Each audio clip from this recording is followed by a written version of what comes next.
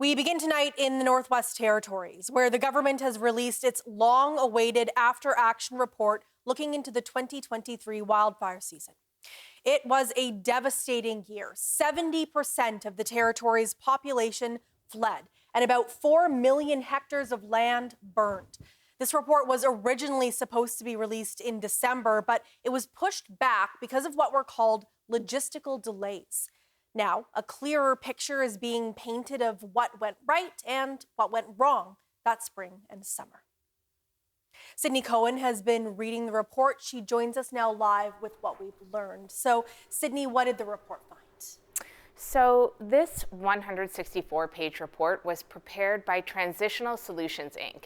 It isn't meant to find fault or assign blame. Really, it looks at what happened and recommends ways the government can improve emergency management. It probably validates a lot of what everyone who lived through the wildfires experienced. A general sense of confusion inside and outside of the government. Who is in charge of what?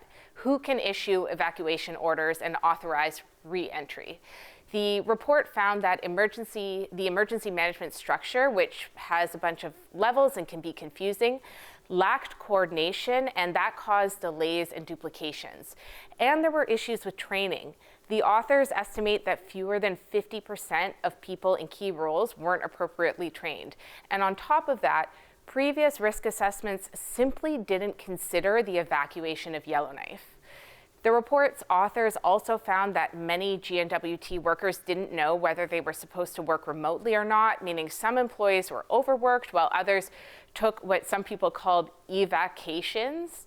The authors say residents felt abandoned, some people stood in line for a flight for hours, and vulnerable people fell through the cracks. The report points out that government messaging was inconsistent and unclear. Actually, a Fort Smith resident quoted in the report says they received better information from family and friends than they did from the government.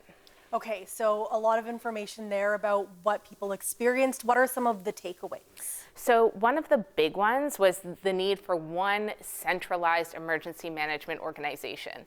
The authors say the N.W.T should do this right away, like within the year. They say one unified territorial emergency management agency could eliminate confusion, it could provide coordination support to local authorities, and it could just make for a more effective response. And the government doesn't need to reinvent the wheel here. The report pointed out similar agencies that exist in Alberta, New Brunswick, and Saskatchewan. And another key recommendation is to work with Indigenous governments in emergency management and recognize them as equal partners. The authors also recommend exploring better options for insurance and disaster relief and drafting a comprehensive list of essential services personnel and partners so that they know exactly who to go to as soon as an emergency happens. Okay, so then what happens next? Right, so the government issued a statement today right after the report went public. In it, Premier R.J. Simpson says that the N.W.T has already taken actions in many of the areas identified by the report, but he did not get more specific than that.